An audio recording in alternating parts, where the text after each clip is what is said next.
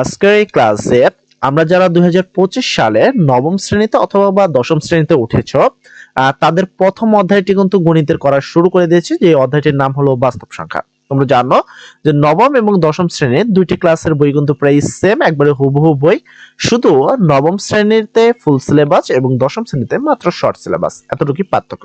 আজকের এই ক্লাসে তুমি নবম শ্রেণীর ছাত্র হইলেও তোমার এই ক্লাসটা করা গুরুত্বপূর্ণ, দশম শ্রেণীর ছাত্র হলেও তোমাদের এই ক্লাসটা করা গুরুত্বপূর্ণ, যেটা আমরা 2025 সালের জন্য যে বাস্তব সংখ্যার মানে রিয়েল নাম্বার যে ক্লাসটি রয়েছে সেই ক্লাসটি আজ থেকে শুরু করতে চলেছে।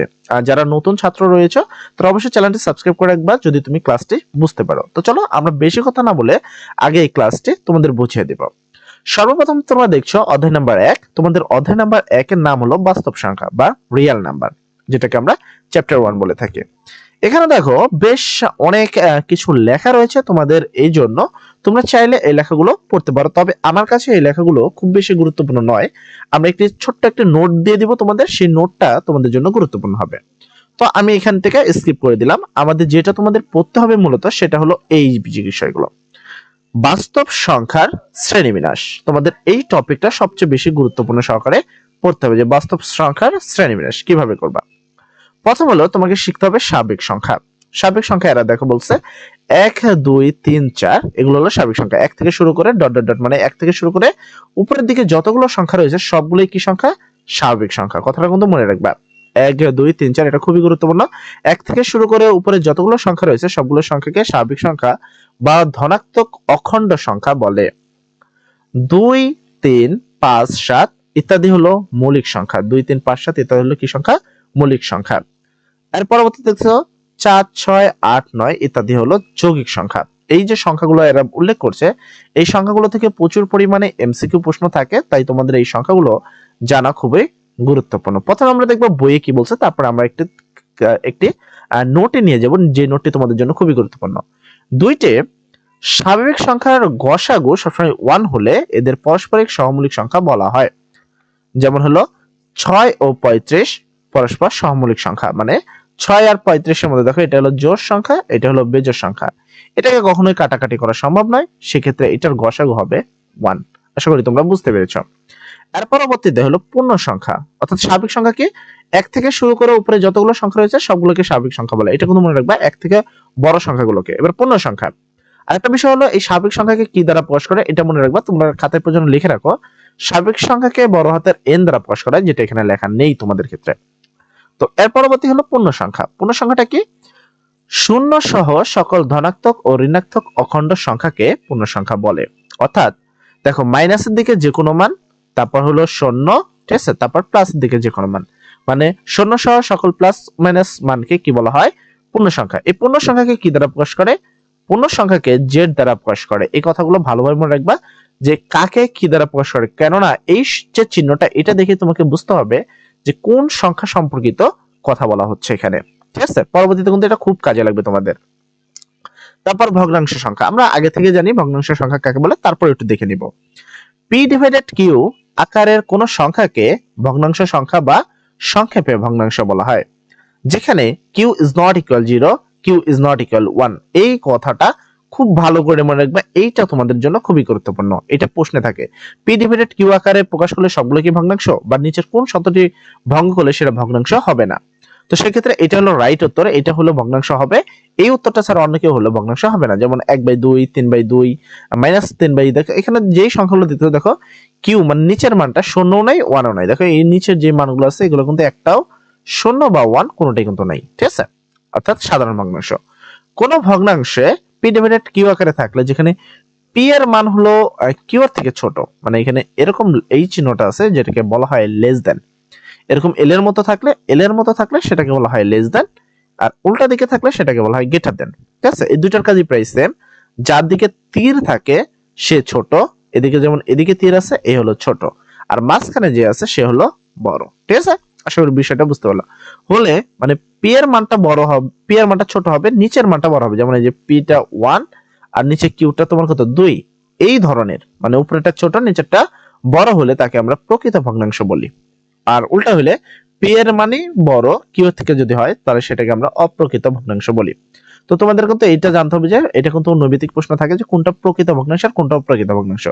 যেটার পি এর মান বড় হবে এগুলো সবই কি, যেগুলোর পি এর মান ছোট মানে নিচেরটা বড়, এটা তোমরা কি লব হর বড়, তোমরা নিচেরটাকে হর বলা হয়।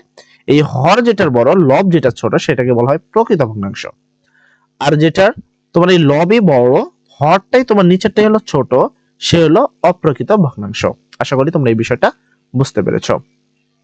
এরপরে মূলদ সংখ্যা বা আর রেশনাল নাম্বার। তো মূলদ সংখ্যা কি? পি ডিভাইডেড কিউ আকারের কোন সংখ্যাকে মূলদ সংখ্যা বলা হয় যখন পি ও কিউ পূর্ণ সংখ্যা এবং Q is not equal zero. এই দুইটা কথা খুব ভালো করে মনে রাখবা। Q is not equal zero and এটা হবে পূর্ণ সংখ্যা, এই দুইটা হলে কিন্তু মূলদ সংখ্যা হয়। যেমন 3 ডিভাইডেড 1 এটা একটা মৌলিক সংখ্যা, তারপর 11 ডিভাইডেড 2 এটা একটা মৌলিক সংখ্যা, তারপর 5 ডিভাইডেড তোমার কত 3 এটা একটা কি সংখ্যা, মূলদ সংখ্যা। এগুলো সব মূলদ সংখ্যা। যে কোনো মূলদ সংখ্যাকে দুইটি সহমৌলিক সংখ্যার অনুপাত হিসাবেও লেখা হয়। সকল পূর্ণ সংখ্যা ও ভগ্নাংশই মূলদ সংখ্যা। মানে যত ধরনের পূর্ণ সংখ্যা রয়েছে সকল পূর্ণ সংখ্যা আর ভগ্নাংশ সংখ্যা হলো কি সংখ্যা, মূলদ সংখ্যা। আশা করি তোমরা মূলদ সংখ্যা সম্পর্কে ধারণা পেয়ে গেছো। এবার আসি যে অমূলদ সংখ্যা কোনগুলো। দেখো, যে সংখ্যাকে পি ডিভাইডেড কিউ আকারে প্রকাশ করা যায় না, মানে এই পি বাই কিউ আকারে প্রকাশ করা যায় না, সেখানে পি ও কিউ পূর্ণ সংখ্যা এবং Q is not equal zero, তাকে বলা হয় অমূলদ সংখ্যা। পূর্ণবর্গ নয় এরূপ যে কোনো স্বাভাবিক সংখ্যার বর্গমূল কিংবা তার ভগ্নাংশ একটি মূলদ সংখ্যা। সহজভাবে মনে রাখবে যে রুট টু একটি অমূলদ সংখ্যা। রুট টু একটি কি সংখ্যা, অমূলদ সংখ্যা। এটা মনে রাখা ইম্পর্টেন্ট। রুট 3 একটি অমূলদ সংখ্যা, ঠিক আছে। তারপর রুট 5/2 একটি অমূলদ সংখ্যা। আরেকটা ভাবে তুমি বুঝতে পারো সেটা ক্যালকুলেটর দিয়ে।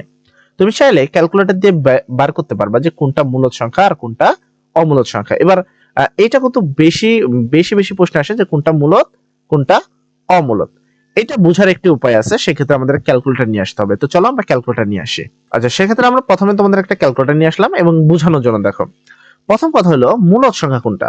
যেমন এখানে 11/3 বা দেখো 5/6 বলছে, সেক্ষেত্রে আমরা প্রথমে দিব 11 ডিভাইডেড 10 ভাগ দিলাম। দিলে দেখো ক্যালকুলেটরে ক্যালকুলেটর আসছে 3.6, ঠিক আছে। এটাকে কি আসতেছে 3.6। তো আরেকটা বিষয় হলো তোমার এখানে 11/2 ছিল। আচ্ছা, 11 ডিভাইডেড 2, 11/2। সেক্ষেত্রে তুমি একটু খেয়াল করবে, এটাকে যদি এসডি করা হয় তাহলে 5.5। একটি ক্যালকুলেটর কিন্তু মানে সম্পূর্ণ ক্যালকুলেটর কিন্তু ভরেনি। তারপর যদি তুমি হিসাব করো, আমি যদি একটু অমূলদ সংখ্যা দেখো, যেমন রুট 3 বা রুট 5/2, ধরো রুট 3 দিয়ে আমরা সমান দিলাম। দেখো, এটাকে যদি আমরা ক্যালকুলেটরের মান দেখাই, দেখো এত বড় কিন্তু একটি মান আসতেছে। সেক্ষেত্রে আমার ক্যালকুলেটর এই পর্যন্তই আটে, তাই এই পর্যন্ত দেওয়া হয়েছে। তুমি যদি তোমার ক্যালকুলেটরে তুলো দেখবা সম্পূর্ণ ক্যালকুলেটর কিন্তু ভরে যাবে। একটা বিষয় হলো, বোঝার ব্যাপার হলো, অমূলদ সংখ্যা সবসময় এই ক্যালকুলেটর ফুল ক্যালকুলেটর আসে। আমার ক্যালকুলেটর সর্বোচ্চ এই পর্যন্ত। যেমন আমি তোমাকে এখানে দেখাই রুট 5/2 দেখাইছে। আচ্ছা, রুট 5 ভাগ 2। আচ্ছা, এইটা দিলাম, দিয়ে সমান দিলাম, তারপর এসডি দিলাম। দেখো আমার আমি আগেই বলছি যে আমার ক্যালকুলেটর এই পর্যন্ত সর্বোচ্চ জায়গা। দেখো আমার ফুল ক্যালকুলেটর কিন্তু ভরে গেছে। বিষয় হলো, কোন সংখ্যাকে মূলদ সংখ্যা না অমূলদ সংখ্যা সেটা তুমি এইভাবে বের করতে পারো যে তুমি ওই যেইটাকে বলবে যে নিচের কোনটা অমূলদ সংখ্যা, তুমি এটাকে ভাগ দিয়ে দেখবা যে তোমার ফুল ক্যালকুলেটর কি ভরে যায়। দেখো এখানে ডট ডট আছে, মানে সম্পূর্ণ ক্যালকুলেটর তোমার স্ক্রিনে যতটুকু জায়গা থাকবে সব ভরে কিনা। যদি সম্পূর্ণ ক্যালকুলেটর ভরে যায় তাহলে সেটা অমূলদ সংখ্যা, আর যদি না ভরে অল্প কিছু ডট থাকে তাহলে সেটা মূলদ সংখ্যা। কথা কি বুঝতে পেরেছো? আশা করি বুঝতে পেরেছো। যদি তুমি বুঝতে পারো তাহলে অবশ্যই থ্যাংক ইউ ভাইয়া লিখবা, আর যদি বুঝতে না পারো সেক্ষেত্রে লিখবা প্রবলেম এবং সময়টা উল্লেখ করলে সবচেয়ে ভালো হয়। যাই হোক, আজকে আমরা মূলদ অমূলদ নিয়ে মোটামুটি এখানে কথা বললাম। দেন আগামী ক্লাসে আমরা দশমিক থেকে শুরু করে নিচের বাকি কথাগুলো বলবো, কেননা প্রত্যেকটা সংখ্যা খুব ভালো করে বুঝতে হবে। বিশেষ করে এখানে সবচেয়ে বেশি গুরুত্বপূর্ণ সংখ্যা হলো মূলদ এবং অমূলদ। এই বিষয়টা নিয়ে বিন্দুমাত্র যদি সমস্যা থাকে তাহলে তোমাদের এমসিকিউ প্রবলেম প্রচুর হবে।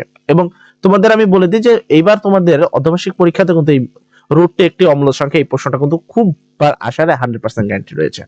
তাই এগুলো যেগুলো বোঝানোর চেষ্টা করতেছি খুব ভালো করে বুঝো, যেন অর্ধবার্ষিক পরীক্ষা তোমরা অনেক ভালো একটি রেজাল্ট করো। আজকের ক্লাসে এই পর্যন্তই। যারা এই ক্লাসটি করেছো এবং ক্লাসটি তোমার কাছে ভালো লেগেছে এবং তুমি বুঝতে পেরেছো আমার প্রত্যেকটা কথা, সেক্ষেত্রে তুমি অবশ্যই লিখবা থ্যাংক ইউ ভাইয়া অথবা থ্যাংক ইউ স্যার। আর যারা বুঝতে পারোনি বা কোনো একটা প্রবলেম হয়েছে কোনো এক জায়গায়, সেক্ষেত্রে তুমি লিখবা প্রবলেম। এবং একটা বিষয় হলো, যদি প্রবলেম লেখো সাথে সময়টা উল্লেখ করে দিবা, সেক্ষেত্রে আমাদের বুঝতে সুবিধা হবে। দেখ, সবাই ভালো থাকো, আগামী ক্লাসের জন্য অপেক্ষা করো। আগামীকাল আমরা পরবর্তী ক্লাসটি আপলোড দেবো। সবাই ভালো থাকো, আসসালামু আলাইকুম। ও যারা চ্যানেলটি সাবস্ক্রাইব করোনি, তারা চ্যানেলটি সাবস্ক্রাইব করে বেল আইকন বাটনটি অন করে দাও।